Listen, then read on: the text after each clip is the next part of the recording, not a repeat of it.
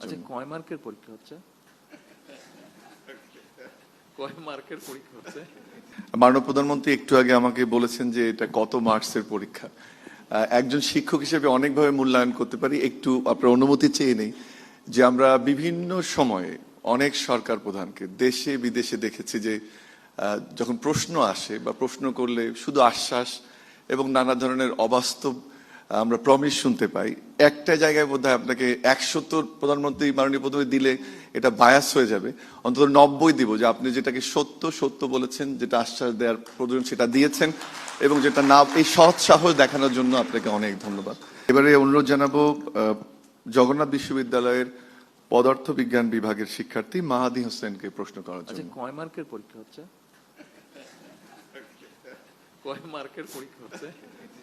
ও আচ্ছা, এটা thank you.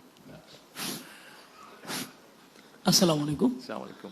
আমি মোহাম্মদ মাহিদ হোসেন, জগন্নাথ বিশ্ববিদ্যালয়ের পদার্থবিজ্ঞান বিভাগের শিক্ষার্থী, একই সাথে জগন্নাথ বিশ্ববিদ্যালয়ের কেন্দ্রীয় শিক্ষার্থী সংসদের পরিবহন সম্পাদক। আমার প্রশ্ন হচ্ছে, বর্তমান সময়ে যে এআই এবং অটোমেশন এর সাথে তাল মিলিয়ে বাংলাদেশের তরুণ উদ্যোক্তারা বিশ্বের বাজারে প্রতিযোগিতা করে তারা নেতৃত্ব দিতে চাচ্ছে। সেক্ষেত্রে বর্তমান সরকার এই সকল তরুণ উদ্যোক্তাদের জন্য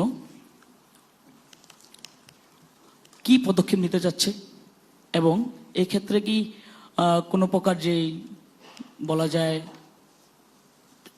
ইন্টেন্সিভ স্ট্রাকচার যেরকম তৈরি করা, যেমন হচ্ছে সফট লোন অথবা একবারে হচ্ছে সরকারি ফান্ড, অথবা আমাদের অন্য কোনো উপায়ে যে সরকার কোনো ব্যবস্থা নেবে কিনা, এই ব্যাপারে সরকারের উত্তর জানতে চাচ্ছি।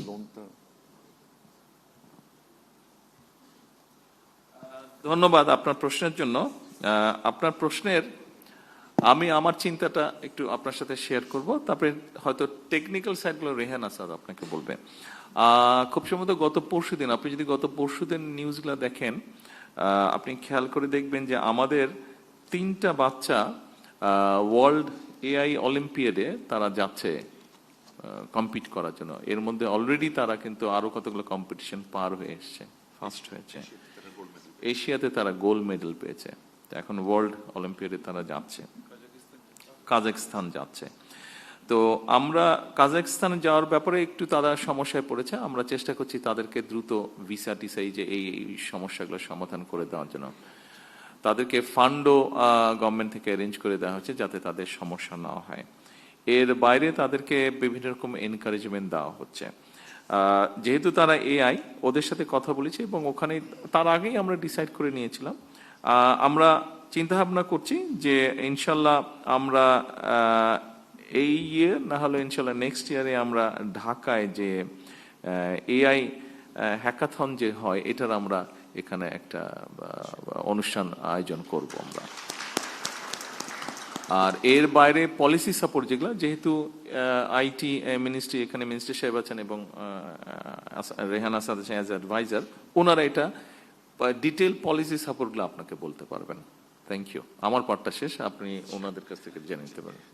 আপনি যেটা বললেন যে এআই ইনফ্রাস্ট্রাকচারের ব্যাপারে, আমরা আপনার পান্থপথের এখানে আমাদের বিসিসি আপনার একটা বিল্ডিং ছিল যেটা জনতা টাওয়ার নামে পরিচিত, এটা আমরা রিনোভেট করছি এবং আমরা যেটা অলরেডি কাজ শুরু করেছি যে AI as a infrastructure government তৈরি করে দেবে তরুণ উদ্যোক্তা, প্রাইভেট সেক্টর, গভর্নমেন্ট সেক্টরের জন্য। যে আপনি যদি দেখেন, এবং এটা নিয়ে আমরা অলরেডি বোধ জাপান এবং কোরিয়ার সাথে কাজ করতেছি। জাপান এবং কোরিয়াতে যেটা করেছে, তারা জিপিইউ বেসড আপনার ইনফ্রাস্ট্রাকচার আছে, এআই ইনফ্রাস্ট্রাকচার, যেখান থেকে আপনি কম্পিউটিং পাওয়ার, আপনি যদি ক্লাউড কিংবা কমার্শিয়ালি কিনতে যান যে পরিমাণ টাকা লাগে তার চেয়ে 50-60% চিপার, সেটা গভর্নমেন্ট সেই কম্পিউটিং পাওয়ার জিপিইউ বেসড প্রসেসিং ইউনিট তৈরি করে দিচ্ছে। সো আমরা এখানে আমরা চিন্তা করছি যে আমরা সরকারিভাবে data centre and AI based GPU power capacity processing unit তৈরি করব এবং এখানে ওয়ার্কিং স্পেস থাকবে যেখানে আপনি ইউনিভার্সিটির স্টুডেন্ট, আপনি সেখানে এসে কাজ করতে পারবেন, আপনি এআই রিলেটেড ইনোভেশন প্রজেক্ট করতে পারবেন কিংবা স্টার্টআপরা একসাথে কাজ করতে পারবে। সো ইনশাল্লাহ এই বছরের শেষের দিকে আমরা এই সেন্টারটা উদ্বোধন করার জন্য চেষ্টা করছি। হোয়াটস ভেরি ইম্পর্টেন্ট যে পৃথিবীর যে 2-3টা দেশ এসব ব্যাপারে রিয়েলি সাকসেসফুল হয়েছে এবং তারা যেভাবে তার স্টুডেন্টস এবং ইনোভেটার্স স্টার্টআপদের সহায়তা করছে, আমরা ওনাদের সকলের সাথে কথা বলে এইভাবে আমাদের সেন্টারটা ওপেন করার চেষ্টা করছি। ইনশাল্লাহ আগামী 6 মাসের মধ্যে আপনারা দেখতে পাবেন এটা এবং আপনারা নিজেরাও ইউজ করতে পারবেন ইনশাল্লাহ ভবিষ্যতে।